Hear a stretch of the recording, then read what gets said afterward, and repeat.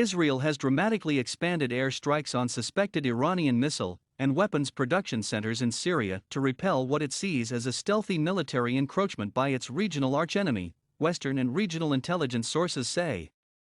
Capitalizing on a long-time alliance with Syria, Iran is moving parts of its advanced missile and arms industry into pre-existing underground compounds to develop a sophisticated arsenal within range of Israeli population centers, according to Israeli and Western intelligence sources and Syrian defectors.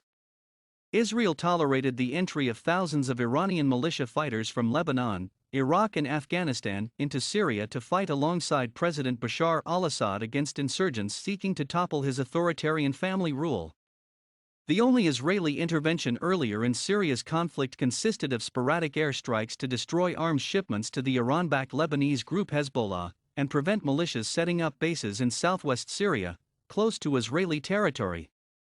Israeli Army Chief of Staff Aviv Kochavi said in December that more than 500 Israeli missile strikes in 2020 alone had slowed down Iran's entrenchment in Syria, but we still have a long way to go to reach our goals in this arena.